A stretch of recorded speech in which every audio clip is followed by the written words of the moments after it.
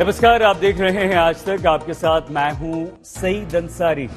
आइए सबसे पहले खबरदार में खबरों को खबरदार के लेंस से हम देखते हैं। आज प्रधानमंत्री नरेंद्र मोदी ने पुलवामा हमले के सच से विपक्ष के झूठ पर करारे प्रहार किए। दरअसल पुलवामा हमले के बाद कांग्रेस समेत कई विपक्षी दलों ने मोदी सरकार पर राजनीतिक हमले किए थे। कांग्रेस ने तो पुलवामा हमले को प्रधानमंत्री नरेंद्र मोदी और इमरान खान की सांठगांठ तक बता दिया था, लेकिन अब जब पाकिस्तान के मंत्री ने पुलवामा हमले को इमरान सरकार की बड़ी सफलता बता दिया तो पुलवामा हमले का सच पूरी दुनिया के सामने आ चुका है। प्रधानमंत्री नरेंद्र मोदी ने आज इसी सच से विपक्ष के झूठ को बेनकाब करते हुए कई सारे वार किए, जिन्हें आज हम आपको सुनवाएंगे।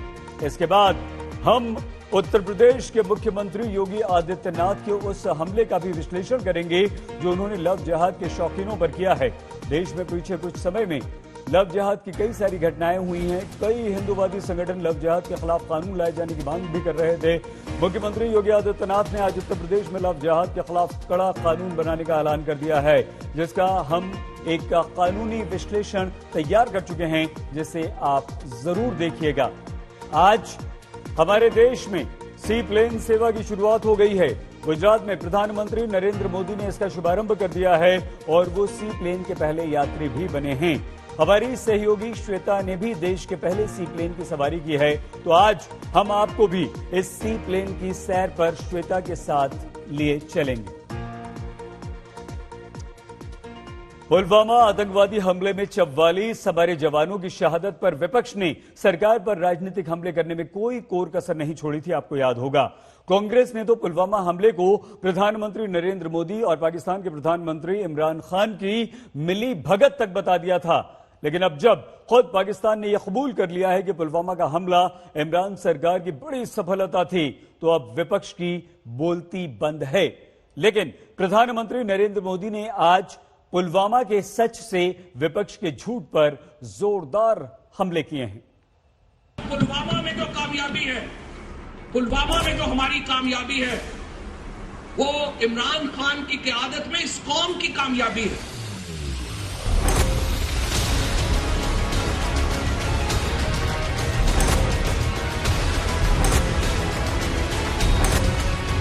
जब चोर ने ही अपनी चोरी मान ली है तो शक की गुंजाइश बाकी नहीं रह जाती। पाकिस्तान ने अपने मुंह से पुलवामा का सच कबूल कर लिया, जिसने पीएम मोदी को पुलवामा के वीर शहीदों के साथ साथ विपक्ष की राजनीति की भी याद दिला दी। यहां जब मैं अर्धसैनिक बलों की परेड देख रहा था, आप सभी के अद्भुत कौशल्य को देख रहा था, तो मन में एक और तस्वीर भी थी। ये तस्वीर थी पुलवामा हमले की। उस हमले में हमारे पुलिस बेड़े के हमारे जो वीर साथी शहीद हुए, वो अर्धसैनिक बेड़े के ही थे। देश कभी भूल नहीं सकता कि जब अपने वीर बेटों के जाने से पूरा देश दुखी था, तब कुछ लोग उस दुख में शामिल नहीं थे। पीएम मोदी का इशारा किन लोगों की तरफ था, ये कोई यक्ष प्रश्न नहीं है, लेकिन उनके निशाने पर सबसे आगे थी कांग्रेस और खासकर राहुल गांधी। मोदी जी, हम आप जैसे नहीं हैं, हम आतंकवाद के सामने नहीं झुकते हैं। सीआरपीएफ के जवानों को जिसने शहीद किया, उसको बीजेपी की सरकार ने वापस पाकिस्तान भेजा। पुलवामा हमले की पहली बरसी पर राहुल गांधी ने सरकार से 3 सवाल पूछे थे। पहला सवाल था, पुलवामा हमले से किसको सबसे ज्यादा फायदा हुआ? दूसरा हमला, पुलवामा हमले की जांच का क्या नतीजा निकला? और तीसरा सवाल था, बीजेपी सरकार में वो कौन है जिसे पुलवामा हमले के लिए सुरक्षा में चूक का जिम्मेदार माना जाए? कांग्रेस के वरिष्ठ नेता बीके हरिप्रसाद ने भी आरोप लगाया था कि प्रधानमंत्री नरेंद्र मोदी और इमरान खान के बीच मैच फिक्सिंग हुई थी, जिससे पुलवामा में आतंकी हमला हुआ था। There is a match fixing between Mr. Narendra Modi and Imran Khan, or else this Pulwama incidents would not have taken place. The people who talk about the security of the nation, they can deduct 2 kgs of beef in Akhlaq's house, they can deduct 2 kgs of beef in Kerala guest house, and they can't detect 350 RDX on the national highway. It's a shame on them. इतने संगीन आरोप झेलने के बावजूद PM Modi चुप रहे, लेकिन जब पाकिस्तान ने पुलवामा हमले में अपना गुनाह खुद कबूल कर लिया, तो पीएम मोदी ने भी कांग्रेस को पुलवामा पर उनके गुनाहों का आईना दिखा दिया। वो पुलवामा हमले में भी अपना राजनीतिक स्वार्थ खोज रहे थे, अपना राजनीतिक स्वार्थ देख रहे थे। देश भूल नहीं सकता कि तब कैसी कैसी बातें कही गई, कैसे कैसे बयान दिए गए, लेकिन पिछले दिनों पड़ोसी देश से जो खबरें आई है, जिस प्रकार वहां की संसद में सत्य स्वीकारा गया है, उसने इन लोगों के असली चेहरों को देश के सामने ला दिया है। और कांग्रेस ही क्यों, अरविंद केजरीवाल भी तो पुलवामा पर राजनीति करने से पीछे नहीं थे। अरविंद केजरीवाल ने भी एक विवादित ट्वीट करके कहा था कि पाकिस्तान और इमरान खान खुलकर मोदी जी का समर्थन कर रहे हैं। उन्होंने कहा था कि अब यह स्पष्ट है कि मोदी जी ने कोई गुप्त समझौता किया है। अरविंद केजरीवाल ने कहा था, हर कोई पूछ रहा है क्या लोकसभा चुनाव से पहले मोदी जी की मदद से पाकिस्तान ने 14 फरवरी को हमारे 40 बहादुर जवानों को मार दिया। कोई नहीं पूछ रहा था, बल्कि सियासत पूछवा रही थी, फिर चाहे वो राहुल गांधी हो, केजरीवाल हो, ममता बनर्जी हो या कोई और। लेकिन अब जवाब मिल चुका है। पाकिस्तान ने सब कुछ सच सच बता दिया है। और जो लोग देशभक्ति के बजाय पार्टी हित के बारे में सोचकर पुलवामा हमले पर सियासी बाउंसर फेंक रहे थे, उन्हें पीएम मोदी ने क्लीन बोल्ड कर दिया। मैं ऐसे राजनीतिक दलों से, ऐसे लोगों से आग्रह करूंगा, देश की सुरक्षा के हित में हमारे सुरक्षा बलों के मनोबल के लिए कृपा करके ऐसी राजनीति न करें। अपने स्वार्थ के लिए जाने अनजाने आप देश विरोधी ताकतों की उनके हाथों में खेलकर, उनका मोहरा बनकर न आप देश का हित कर पाएंगे और न ही अपने दल का। तो एक तरफ गुजरात में प्रधानमंत्री नरेंद्र मोदी ने पुलवामा हमले को लेकर विपक्ष को खूब खरी खोटी सुनाई, तो दूसरी तरफ उत्तर प्रदेश में मुख्यमंत्री योगी आदित्यनाथ ने लव जिहाद के शौकीनों को एक बुरी खबर सुना दी है। योगी आदित्यनाथ ने कहा है कि उत्तर प्रदेश में लव जिहाद करने वालों की राम नाम सत्य की यात्रा निकलने वाली है, जिसके लिए उत्तर प्रदेश में लव जिहाद के खिलाफ कानून आने वाला है। उत्तर प्रदेश के उपचुनावों में देवरिया और जौनपुर की रैलियों में मुख्यमंत्री योगी आदित्यनाथ ने इस भावी कानून का न सिर्फ ऐलान किया है, बल्कि इस कानून के सख्त प्रावधानों और सजा के अलग अलग प्रकारों का भी जमकर प्रचार किया है। लव जिहाद के शौकीनों के लिए यह खबर किसी शौक से कम नहीं है।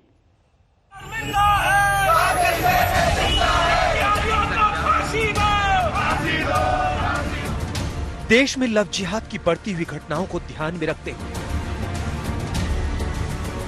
लव जिहाद के खिलाफ बढ़ते हुए देश के गुस्से को समझते हुए और हिंदू संगठनों की बहुत पुरानी मांग को मानते हुए अगर सरकार इसमें कोई ठोस निर्णय लेती तो सभी संगठनों को सड़कों पर आना पड़ेगा। देश की सरकार को लव जिहाद और धर्मांतरण के विरोध में सख्त से सख्त कानून बनाना चाहिए। उत्तर प्रदेश के मुख्यमंत्री योगी आदित्यनाथ ने लव जिहाद के खिलाफ कानून बनाने का ऐलान कर दिया है। कल इलाहाबाद हाईकोर्ट ने एक आदेश दिया है कि धर्म परिवर्तन के लिए शादी ब्याह के लिए धर्म परिवर्तन आवश्यक नहीं किया जाना चाहिए, इसको मान्यता नहीं मिलनी चाहिए। और इसलिए सरकार भी निर्णय ले रही है कि हम लव जिहाद को सख्ती से रोकने का कार्य करेंगे। एक प्रभावी कानून बनाएंगे। अगर कानून बन जाता है तो उत्तर प्रदेश पहला राज्य होगा जहां लव जिहाद के खिलाफ कानून होगा। और ये कानून कितना सख्त होगा, इसका ट्रेलर भी योगी आदित्यनाथ ने आज अपने सख्त लहजे में जारी कर दिया है। छद्मवेश में चोरी छुपे, नाम छुपा करके, स्वरूप छुपा करके जो लोग बहन बेटियों की इज्जत के साथ खिलवाड़ करते हैं, उनको पहले से मेरी चेतावनी, अगर वे सुधरे नहीं तो राम नाम सत्य है की यात्रा अब निकलने वाली है। सीएम योगी आदित्यनाथ ने ऐलान तो कर दिया है, लेकिन लव जिहाद के खिलाफ कानून बनाने में कुछ कानूनी अड़चनें भी हैं। मसलन मौजूदा कानून में लव जिहाद जैसे शब्द की कोई परिभाषा नहीं है और न ही किसी केंद्रीय एजेंसी ने ऐसे किसी केस की जानकारी दी है। और ये जानकारी केंद्रीय गृह राज्य मंत्री जी किशन रेड्डी ने इसी वर्ष लोकसभा में दी थी। विपक्ष तो इसी बात से परेशान है कि सीएम योगी आखिर किस अपराध के खिलाफ कानून ला रहे हैं। पहले आप किस गुनाह के खिलाफ कानून बनाने जा रहे हैं उसको समझ लीजिए, उसको परिभाषित कर लीजिए, नहीं तो आपकी अराजकता और आपका अन्याय कहीं और न फैल जाए। आदरणीय योगी जी, पुराने ही कानूनों को अगर आप प्रभावी ढंग से लागू कर देंगे तो निश्चित तौर पर जानिए कि किसी और कानून को बनाने की आवश्यकता नहीं पड़ेगी और पुराने ही कानूनों को अगर आप सही तरीके से लागू करेंगे तो बड़ी संख्या में आपके कार्यकर्ता जेल के शिक्षकों के पीछे दिखाई देंगे। वैसे सवाल तो कानूनी है। जब कानून में लव जिहाद का कोई जिक्र ही नहीं है तो कानून बनेगा कैसे? हालांकि ऐसे कानूनी पचड़ों में ना पड़ते हुए सीएम योगी आदित्यनाथ ने लव जिहाद के खिलाफ कानून में सजा के सख्त प्रावधानों की भी घोषणा कर दी है, जिसके कारण अराजकता पैदा हो, छद्म और किसी प्रकार का लोभ लालच में बहन बेटियों की इज्जत के साथ खिलवाड़ करने वाले की जगह जेल होनी चाहिए और कानून के शिकंजे में ला करके ऐसे लोगों की संपत्तियों को जब्त करने का कार्य करने के साथ ही घोषित दुराचारी के रूप में उनकी पोस्टर भी चौराहे चौराहे पर चस्पा करने का कार्य करेंगे। तो आखिरकार एंटी रोमियो अभियान के बाद अब योगी सरकार एंटी लव जिहाद अभियान चलाने वाली है, जिसके इंतजार में उत्तर प्रदेश में हिंदू संगठन न जाने कब से बेसब्र हुए जा रहे थे। योग गुरु बाबा रामदेव भी आज खुश तो बहुत होंगे। उन्होंने 2 दिन पहले ही लव जिहाद के खिलाफ कानून की मांग की थी और देखिए योगी सरकार ने उनकी सुन ली। निकिता बेटी से लेकर के और जिस प्रकार से ये निशंस हत्याओं का एक दौर चल रहा है लव जिहाद के नाम पर, ये बहुत ही शर्मनाक है और इस्लाम के सभी बड़े मुल्ला मौलवियों मौलानाओं से लेकर के जिम्मेदार लोगों को इसको की खिलाफत करनी चाहिए और कोई भी गुंडा, कोई भी एक शैतान हैवान व्यक्ति इस तरह से कोई हरकत न कर पाए, ऐसी भारत में कठोर कानून व्यवस्था भी होनी चाहिए। ऐसे दरिंदों को जल्दी से जल्द खुलेआम, मैं तो कहता हूं सरेआम उनको चौराहों पर फांसी लगनी चाहिए।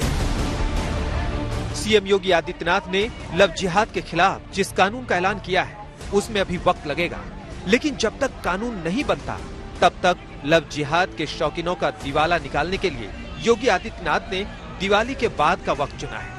अभी हमारा मिशन शक्ति का कार्यक्रम चल रहा है, ये दीपावली के बाद ऑपरेशन शक्ति में बदलने वाला है और उसके बाद फिर ऐसा न हो कि माफिया और अपराधियों की तरह उनका भी राम नाम सत्य की यात्रा निकलनी प्रारंभ हो जाए। आज तक ब्यूरो। उत्तर प्रदेश के मुख्यमंत्री योगी आदित्यनाथ ने लव जिहाद के खिलाफ नया कानून बनाए जाने का ऐलान करते हुए इलाहाबाद हाईकोर्ट के एक फैसले का भी जिक्र किया, जिसमें इलाहाबाद हाईकोर्ट ने कहा है कि सिर्फ शादी के लिए धर्म परिवर्तन को स्वीकार नहीं किया जा सकता। कुरान के हदीस का हवाला देते हुए अदालत ने कहा, इस्लाम के बारे में बिना जाने और बिना आस्था और विश्वास के धर्म बदलना स्वीकार्य नहीं है। सिर्फ शादी करने के उद्देश्य से धर्म बदलना इस्लाम के खिलाफ है, ये साफ तौर पर कहा गया है। लव जिहाद का कॉन्सेप्ट भी यही है। हिंदू लड़की को शादी का झांसा देकर जब कोई मुस्लिम लड़का उस लड़की का धर्म परिवर्तन करवाता है या करवाने की कोशिश करता है तो इसे आमतौर पर लव जिहाद का नाम दिया जाता है। हालांकि कानून की नजर में लव जिहाद जैसा कोई शब्द या इसकी कोई व्याख्या नहीं है। ऐसे में अब सवाल यह है कि योगी सरकार जो कानून लेकर आने की बात कर रही है वो वाकई लव जिहाद के खिलाफ होगा या धर्मांतरण के आड़ में महिला उत्पीड़न के खिलाफ, क्योंकि उत्तर प्रदेश विधि आयोग ने राज्य में यानी कि उत्तर प्रदेश में धर्मांतरण रोकने के लिए कानून बनाने की सिफारिश की थी और इस नए कानून का ड्राफ्ट भी सरकार को सौंपा था। इस कानून में, इस ड्राफ्ट में कहा गया है कि एक धर्म से दूसरे धर्म में परिवर्तन कराने के लिए अगर कोई व्यक्ति किसी भी तरह की जबरदस्ती या शक्ति का इस्तेमाल करता है तो वो नए कानून के तहत सजा का पात्र होगा। किसी भी तरह के पैसे का लालच, पद का लालच, नौकरी का लालच या स्कूल कॉलेज में दाखिले का लालच भी धर्मांतरण के नए कानून के दायरे में आएगा। इसके साथ ही शादी के लिए गलत नियत से धर्म परिवर्तन या धर्म परिवर्तन के लिए की जा रही शादियां भी नए नियम में धर्मांतरण के तहत ही आएंगी। अगर कोई किसी के धर्म परिवर्तन करने के लिए किसी को मानसिक प्रताड़ना या शारीरिक प्रताड़ना देता है तो वो भी इस नए कानून के दायरे में भी आएगा, इस कानून के दायरे में ही रहेगा। लॉ कमीशन के इस नए ड्राफ्ट में कड़े कानून की अनुशंसा की गई है। धर्मांतरण के मामले में अगर माता पिता, भाई बहन या अन्य ब्लड रिलेशन से कोई शिकायत करता है तो उनकी शिकायत पर कार्रवाई की शुरुआत की जाएगी। लॉ कमीशन ने अपनी सिफारिश में धर्मांतरण के लिए दोषी पाए जाने पर 1 साल से लेकर 5 साल तक की सजा का प्रावधान किया है। जानकारों की बात माने तो उत्तर प्रदेश के मुख्यमंत्री योगी आदित्यनाथ लव जिहाद के खिलाफ जिस कानून की बात कर रहे हैं वो यही धर्मांतरण कानून है, जिसकी सिफारिश यूपी के लॉ कमीशन ने सरकार से की है। और ऐसा कानून लागू करने वाला उत्तर प्रदेश कोई हमारे देश का पहला राज्य भी नहीं होगा, बल्कि हमारे देश के 9 राज्य ऐसे हैं जो ये कर चुके हैं, क्योंकि 8 राज्य धर्मांतरण के खिलाफ कानून पहले ही लागू कर चुके हैं। ओडिशा पहला राज्य था जिसने धर्मांतरण के खिलाफ कानून बनाया था। अरुणाचल प्रदेश, मध्य प्रदेश, झारखंड, उत्तराखंड, हिमाचल प्रदेश और गुजरात में धर्मांतरण कानून पहले से लागू किए जा चुके हैं और इन सभी राज्यों में धर्मांतरण कानून सभी धर्मों पर लागू होते हैं, किसी एक धर्म विशेष पर बिल्कुल नहीं। उत्तर प्रदेश में भी जिस धर्मांतरण कानून को लागू करने की सिफारिश लॉ कमीशन ने की है उसमें भी यही प्रावधान है और सिफारिश की गई है। प्रधानमंत्री नरेंद्र मोदी सरदार वल्लभ भाई पटेल की जयंती पर देश के पहले सी प्लेन प्रोजेक्ट की शुरुआत कर चुके हैं। न सिर्फ शुरुआत बल्कि खुद इसका हिस्सा भी बने। प्रधानमंत्री नरेंद्र मोदी ने केवड़िया से सी प्लेन में उड़ान भरी और साबरमती रिवर फ्रंट पहुंचे। दोनों ही जगह प्लेन ने पानी से उड़ान भरी, पानी पर ही लैंडिंग हुई। ये सी प्लेन अहमदाबाद में साबरमती रिवर फ्रंट को केवड़िया में स्टैच्यू ऑफ यूनिटी से जोड़ेगा।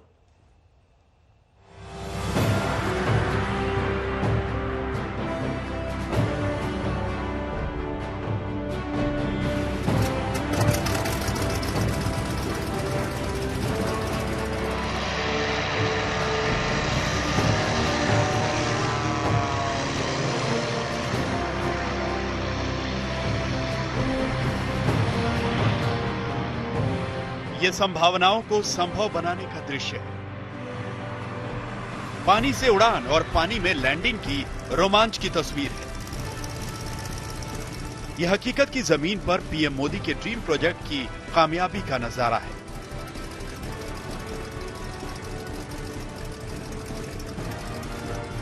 हवाई जहाज तो केवल उड़ता भर है, पर कल्पनाएं उससे पहले उड़ान भरती हैं।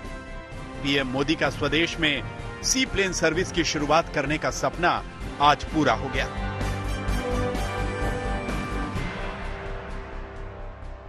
प्रधानमंत्री सी प्लेन सेवा के पहले पैसेंजर बने, न्यू इंडिया की इस नई सवारी के मुसाफिर बने। पीएम ने अपने अंदाज में सबसे पहले क्रू के सदस्यों से मुलाकात की, सुरक्षा के नियम समझे। दोपहर करीब 1 बजे प्रधानमंत्री सी प्लेन में दाखिल हुए और फिर चंद मिनट में उड़ान की प्रक्रिया शुरू हो गई।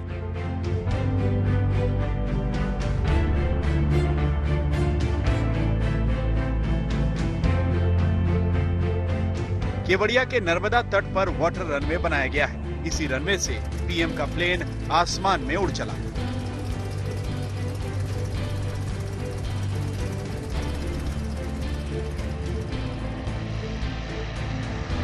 सरदार पटेल की जयंती पर इस सेवा की शुरुआत हुई है तो प्रधानमंत्री मोदी ने उड़ान भरते ही दुनिया की सबसे ऊंची मूर्ति स्टैच्यू ऑफ यूनिटी की परिक्रमा कर नए भारत में लौह पुरुष को श्रद्धांजलि भी दी। करीब 45 मिनट बाद पीएम का प्लेन अहमदाबाद के आसमान में दिखाई दिया वक्त 1:45 हो रहा था। आसमान में अब हम देख सकते हैं कि सामने की दिशा से प्रधानमंत्री नरेंद्र मोदी जिस सी प्लेन में सवार हैं, वो सी प्लेन अब अहमदाबाद के आसमान में इस समय नजर आ रहा है। वो आगे की तरफ जाकर एक पूरी परिक्रमा करके वो अपने जो वाटर रनवे है उस पर पहुंचेगा।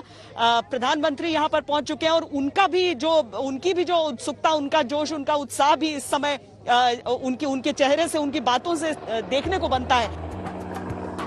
केवड़िया से पहली उड़ान भरकर सी प्लेन ने साबरमती रिवर फ्रंट पर टच डाउन किया। गुजरात के राज्यपाल और मुख्यमंत्री दोनों प्रधानमंत्री मोदी की अगवानी के लिए मौजूद थे। देश में आम आदमी के लिए सी प्लेन की सुविधा देना मोदी का ड्रीम प्रोजेक्ट था। पानी में इस लैंडिंग के साथ ही ये सपना पूरा हो गया।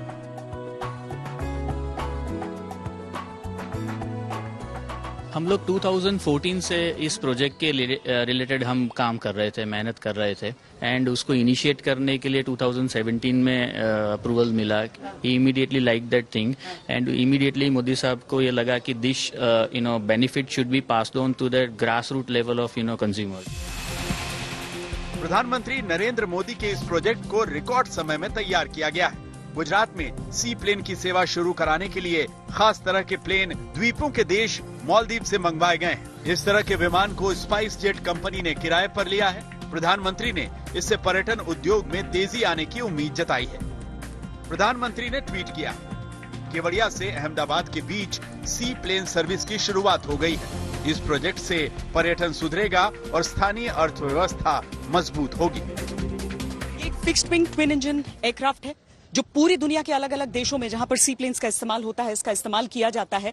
जब ये उड़ान भरता है तो रनवे नहीं, देखिए आप पानी पर किस तरीके से ये फ्लोट करते हुए आगे बढ़ता है और एक तरह से समझिए कि इस फ्लोटर से फिर विंग की ओर वो शक्ति जाती है। अगर हम सरल शब्दों में इसे समझाने की कोशिश करें तब उसके बाद वो आसमान में उड़ान भरता है और इसी तरह की होती है इसकी लैंडिंग भी। सी प्लेन की सर्विस के दौरान पहले 9 यात्रियों के लिए प्रति व्यक्ति का किराया 1500 रुपए रखा गया है। हालांकि बाद में इसका किराया प्रति व्यक्ति करीब 4800 रुपए होगा। सी प्लेन से 200 किलोमीटर का सफर सिर्फ 45 मिनट में पूरा हो जाएगा। रोड से ये दूरी तय करने में करीब 4 घंटे लगते हैं। यानी अगर कोई स्टैचू ऑफ यूनिटी देखने जाना चाहता है तो वो अहमदाबाद से सिर्फ 45 मिनट में पहुंच सकता है। सी प्लेन सर्विस के जरिए न सिर्फ ट्रांसपोर्टेशन का नया जरिया शुरू हुआ है, बल्कि स्टैच्यू ऑफ यूनिटी और उसके आसपास केवड़िया में बनाए गए टूरिस्ट डेस्टिनेशन पर अब ज्यादा से ज्यादा टूरिस्ट आने की उम्मीद है। प्रधानमंत्री ने 2007 में गुजरात विधानसभा चुनाव के वक्त साबरमती रिवर फ्रंट में ही सी प्लेन का सफर किया था। तब वो भारत में वाटरवेज के नए युग का सपना जगाने का सफर था। 2017 में बीजेपी की गुजरात में राजनीतिक लैंडिंग कामयाब रही। अब 3 साल बाद सी प्लेन सर्विस के साथ गुजरात पर्यटन के क्षेत्र में नई उड़ान के लिए तैयार है। केवड़िया से गोपी घांगर और साबरमती रिवर फ्रंट से श्वेता सिंह के साथ आज तक ब्यूरो। प्रधानमंत्री नरेंद्र मोदी ने देश की पहली सी प्लेन सेवा की शुरुआत की, तो इस अवसर पर आज तक ने इसके अनुभव को आपके साथ साझा करने का फैसला किया। हमारी सहयोगी श्वेता ने भी सी प्लेन का 45 मिनट का सफर तय किया है। श्वेता की इस रिपोर्ट के जरिए हमने आप तक सी प्लेन में उड़ने के अनुभव पहुंचाने की कोशिश की है। देखिए कैसे।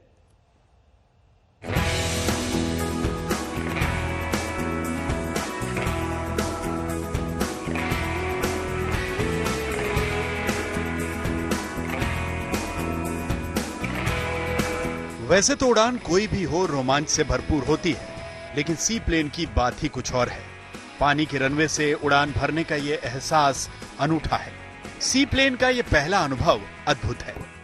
पर्यटन के क्षेत्र में सफर के आयाम में एक नया कोण जुड़ रहा है, एक नया आयाम की शुरुआत हुई है। ये सी प्लेन जो कि पानी से ही टेक ऑफ करता है, पानी पर ही लैंड करता है, आज हमारे साथ आप भी इस सफर का मजा ले सकते हैं, क्योंकि ये उड़ान यानी कि उड़े देश का आम नागरिक स्कीम के तहत शुरू की गई उड़ान है, जो अभी पहले दौर में आपको नजर आ रही है। पहले दौर का उद्घाटन हुआ है, जो कि किस तरीके से केवड़िया से प्रधानमंत्री भी साबरमती रिवर फ्रंट पे पहुंचे हैं, लेकिन हम यहां अहमदाबाद से केवड़िया ले चलकर आपको दिखाएंगे सी प्लेन होता क्या है। और आप जब ये सफर करेंगे तो कैसा महसूस करेंगे। कुछ घंटे पहले जिस सी प्लेन से पीएम नरेंद्र मोदी साबरमती पहुंचे थे, उसी पर हमने यात्रा की। आज तक पहला चैनल है जो सी प्लेन के सफर को महसूस कर आप तक ये रिपोर्ट पहुंचा रहा है। ये बोर्डिंग कार्ड है सी प्लेन में सवारी का। ऐतिहासिक दिन हम कहेंगे इसे, क्योंकि प्रधानमंत्री अभी अभी इसी रेड कार्पेट से होते हुए यहां पर आए हैं और यहां पर साबरमती रिवर फ्रंट पे जो एरोड्रोम है वहां का उद्घाटन किया है। लेकिन इस सी प्लेन की सवारी कैसी होती है, इसके लिए आपको मेरे साथ चलना पड़ेगा।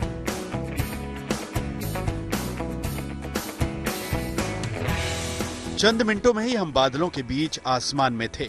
नीचे अहमदाबाद शहर नजर आ रहा था। उड़ान के दौरान पंखों का शोर महसूस होगा, लेकिन आपके आसपास इतनी हलचल दिखेगी कि आप इससे परेशान नहीं होंगे। जमीन पर हर चीज साफ दिखाई देगी। 45 मिनट का जो ये सफर है, इसमें सबसे बड़ी बात ये होती है कि जो सी प्लेन होता है बहुत ज्यादा ऊंचाई पर नहीं उड़ता है। नीचे उड़ान भरने के कारण फायदा ये होता है कि आप जमीन पर जो चीजें हैं वो साफ साफ अपनी आंखों से देख सकते हैं। अब जितने भी खेत खलिहान गांव अहमदाबाद से निकलते हुए वहां का मोटेरा स्टेडियम, जो सरदार वल्लभ भाई पटेल स्टेडियम है जहां पर प्रधानमंत्री नरेंद्र मोदी पहुंचे थे डोनाल्ड ट्रंप को लेकर, तो वो सारी चीजें आपको आसमान से साफ साफ दिखती हैं। ठीक उसी तरीके से जिस तरह से एक कमर्शियल प्लेन में आप लैंड करते समय देखते हैं, वैसे पूरी उड़ान के दौरान इस समय भी जिन जिन इलाकों से हम होकर गुजर रहे हैं, हमें साफ साफ धरती पर सारी चीजें नजर आ रही हैं। ये इसकी सबसे बड़ी खासियत होती है। सी प्लेन में 19 लोग बैठ सकते हैं। ये 3,377 किलोग्राम वजन लेकर उड़ान भर सकता है। साबरमती से केवड़िया तक का हमारा सी प्लेन का सफर तय 45 मिनटों में ऐसा गुजरा मानो बस एक पल में बीता हो। सी प्लेन अब स्टैचू ऑफ यूनिटी के पास पहुंच चुका था और यह अथाह हरियाली के बीच हम सरदार सरोवर डैम पहुंच चुके हैं, जहां पर बीच में सरदार पटेल की ये मूर्ति बिल्कुल अलग सी नजर आती है। उसके ऊपर से परिक्रमा करते हुए इस समय हम आगे बढ़ रहे हैं इसी गंतव्य के लिए। यहीं पर पहुंचने के लिए हमने टेक ऑफ किया था साबरमती रिवर फ्रंट से अहमदाबाद में, और ठीक 45 मिनट का समय हमें लगा है जो इस सी प्लेन से उड़ान भरते हुए हम आ गए हैं उस जगह पर जहां पर अब हम लैंड करने वाले हैं। होता तो ये है कि हवाई यात्रा के दौरान जमीन दिखने लगे तो मानो लैंडिंग का वक्त नजदीक होता है, लेकिन यहाँ तलाश पानी की थी और अब लैंडिंग की शुरुआत हो रही है।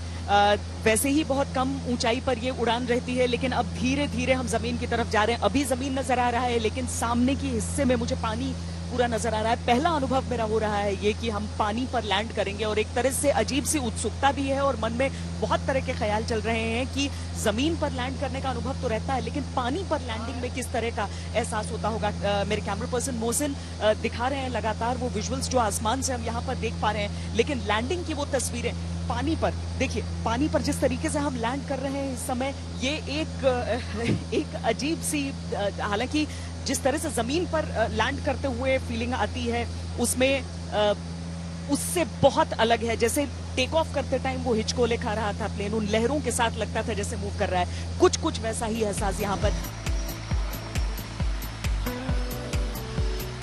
45 मिनट का हमारा ये नया सफर पूरा हो गया।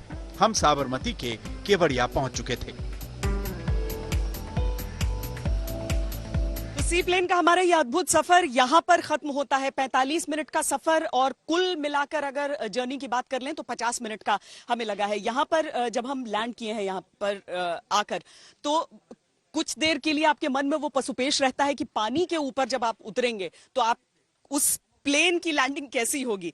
लेकिन हम आपको एक चीज दावे के साथ कह सकते हैं कि जितनी अद्भुत ये जगह है, जिस जगह को देखिए आप चारों तरफ अगर आप नजर घुमा लेंगे, यहां पर आते ही आपको लगता है जैसे कि पता नहीं कौन सी दुनिया में आप आ गए हैं। हरियाली ही हरियाली हर ओर। यहां पर लंबी लड़ाई भी चली थी कि ताकि ये डैम ना बने, लेकिन आज देखिए यहां से नौकरियां भी निकलती हैं लोगों के लिए, चाहे वो इस स्टैचू ऑफ यूनिटी के इर्द गिर्द काम करें, इसमें गाइड के तौर पर काम करें, हर तरह की चीज के लिए उनके पास बहुत सारे ऑप्शंस हो जाते हैं। और एक तरह से जगह की काया पलट हो गई है। मूर्ति को जब हम ऊपर से देखते हैं, जब सरदार पटेल की मूर्ति को हमने ऊपर से देखा तो एक विहंगम दृश्य, एक अकल्पनीय दृश्य हमारे सामने था। और इस सी प्लेन के साथ जो वो सफर जो लगभग 3.5 घंटे का होता है अहमदाबाद से, अगर हम सड़क के रास्ते आने की कोशिश करें, वो महज 45 मिनट का हो जाता है। लोगों का समय भी बचता है और साथ ही एक अभूतपूर्व अनुभव सबके सामने रह जाता है। कैमरा पर्सन सैयद मोहसिन के साथ श्वेता सिंह, केवड़िया, गुजरात आज तक। फेस्टिव सीजन इकोनॉमी की रिकवरी के लिए शानदार मौका बनकर आया। लोगों में भी उत्साह दिखाते हुए सरकार ने इसकी तारीफ की और लोग जमकर खरीदारी शुरू कर चुके हैं। अब सरकार उन लोगों के हाथ में रकम पहुंचाने और मन में भरोसा जगाने में लग गई है जिनके रोजगार आमदनी पर कोरोना ने चोट पहुंचाई है। इसके लिए दिवाली से पहले ही एक और राहत पैकेज लाने की सरकार तैयारी कर रही है। दिवाली से पहले अर्थव्यवस्था को राहत की एक और बड़ी खुराक देने की तैयारियां शुरू हो गई हैं। अनुमान जताया जा रहा है कि सरकार जल्द ही तीसरे प्रोत्साहन पैकेज का ऐलान कर सकती है। इस बार के राहत पैकेज में सरकार रोजगार पर बड़ा फोकस करने जा रही है। खबरों के मुताबिक सरकार सीधे शहरी रोजगार योजनाओं में पैसा लगाने की जगह उससे जुड़ी कंपनियों में निवेश कर सकती है। माना जा रहा है कि सरकार उन इंडस्ट्रीज के लिए राहत पैकेज जारी कर सकती है जिन पर कोरोना वायरस का सबसे ज्यादा बुरा असर पड़ा है। इन सेक्टर्स को राहत मिलने का मतलब है कि हॉस्पिटैलिटी और टूरिज्म इंडस्ट्री जैसे सेक्टर्स जो अभी तक किसी भी राहत का हिस्सा नहीं बन पाए थे और जहां पर करीब 10 करोड़ लोग काम करते हैं, उसे इस बार राहत मिल सकती है। उद्योग जगत भी सरकार से इसकी मांग कर रहा है। Additionally, many of these sectors are employment intensive, and as per industry estimates, travel, tourism, or civil aviation and retail employ more than 9.5 crore people, including both direct and indirect. And prolonged stress in these employment-intensive sectors can definitely lead to a self-reinforcing downward spiral of job losses and demand contraction, endangering the overall economic growth. सरकार इस package के तहत urban products के साथ infrastructure sector को भी बढ़ावा दे सकती है। खुद पीएम मोदी ने अपने हालिया इंटरव्यू में इकोनॉमी की रफ्तार बढ़ाने के लिए इंफ्रा निवेश पर जोर देने की बात कही थी। इसके साथ ही ज्यादातर सेक्टर्स के लिए प्रोडक्शन लिंक्ड इंसेंटिव यानी PLI स्कीम को भी विस्तार दिया जाएगा।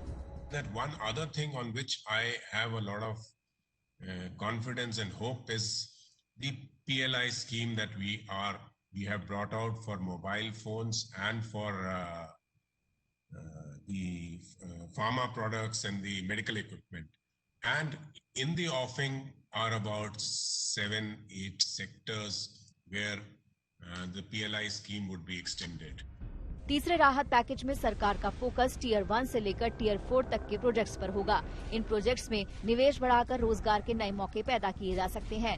सरकार ने इस बार के प्रोत्साहन पैकेज के लिए नेशनल इंफ्रास्ट्रक्चर पाइपलाइन से 20-25 प्रोजेक्ट्स को चुना है। हालांकि पिछले पैकेज में जिस तरह से मैन्युफैक्चरिंग पर बड़ा फोकस था, वैसा असर अब तक नहीं दिखा है। इमरजेंसी क्रेडिट स्कीम के 3 लाख करोड़ में से महज 2 लाख करोड़ का कर्ज MSMEs ने लिया है। उद्योग जगत का भी कहना है कि MSMEs के लिए सरकार को अलग से अभी काफी कुछ करने की जरूरत है।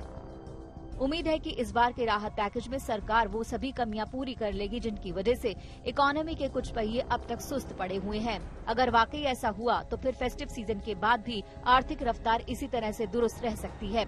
आज तक ब्यूरो। खबरदार में आज के लिए बस इतना ही। देश और दुनिया की हर खबर के लिए आप देखते रहिए आज तक।